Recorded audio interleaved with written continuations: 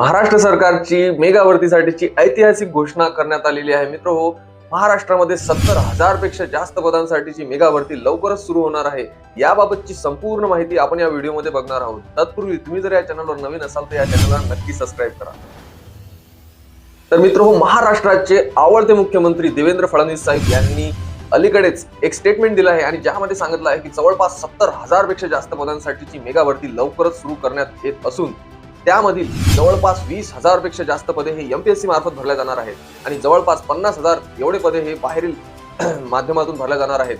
तर मित्रहो, यामध्ये आपल्याला खूप आनंदाची गोष्ट आहे. जवळपास 20,000 पदे ही एमपीएससी भरणार आहेत.